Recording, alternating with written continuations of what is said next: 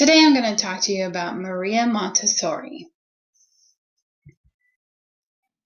We're going to talk about the learning theory and technology integration in K-12 schools for this method. Maria Montessori. She was born on August 31st, 1870 in the provincial town of Schuylerville, Italy. Her father was a financial manager for a state-run industry. Her mother was raised in a family that prized education. She was well-schooled and an avid reader, unusual for an Italian woman of that age. The same thirst for knowledge took root in young Maria, and she immersed herself in many fields of study before creating the educational method that bears her name. She opened the first Montessori school, the Casa dei Bambini, or Children's House, in Rome on January 6, 1907. Subsequently, she traveled the world and wrote extensively about her approach to education, attracting many devotees. There are now more than 22,000 Montessori schools in at least 110 countries worldwide. Beginning in her early childhood years, Maria grew up in Rome, a paradise of libraries, museums, and fine schools. Maria Montessori was an Italian physician and educator, best known for the philosophy of education that bears her name, and her writing on the scientific pedagogy. Her educational method is in use today in public and private schools throughout the world. A question we can ask: how can children learn if they're free to do whatever they want?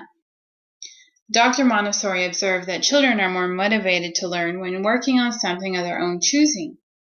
A Montessori student may choose his focus of learning on any given day, but his decision is limited by the materials and activities in each of the curriculum that his teacher has prepared and presented to him.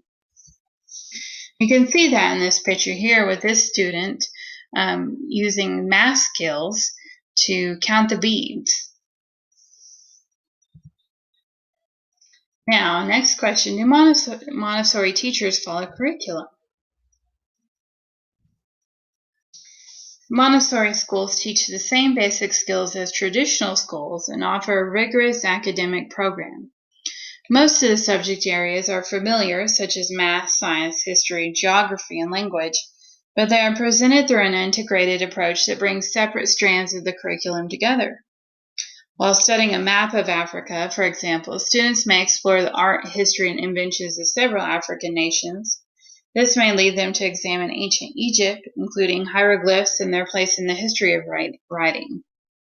The study of the pyramids, of course, is a natural bridge to geometry. This approach to curriculum shows the interrelatedness of all things. It is also allows students to become thoroughly immersed in a topic and to give their curiosity full rein. Now, our last question: does Montessori schools allow for computers in the classroom?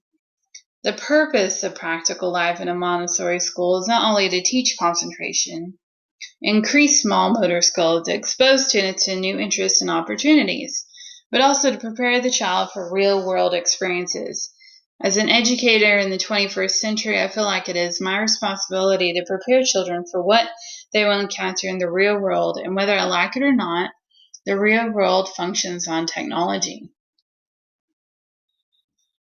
Students learn typing skills, how to use a Word document or spreadsheet, how to submit a paper via email or Google Docs, how to find reliable and helpful research using a search engine, and how to put together a persuasive presentation. Students do not forget about dictionaries and encyclopedias because Googling is easier. Learn math concepts on the computer rather than manipulate real materials or disengage from their peers because they are plugged in. And here we can watch a video that shows the Montessori method.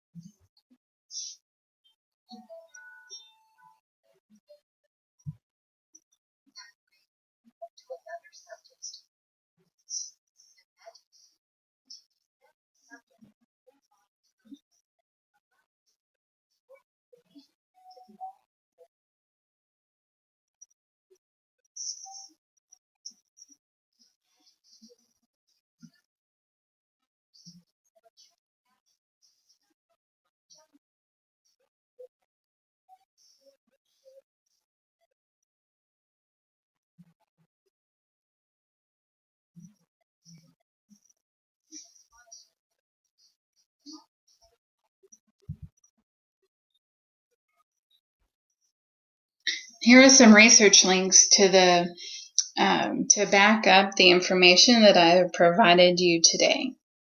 Thank you for listening to my presentation about Montessori Theory Method.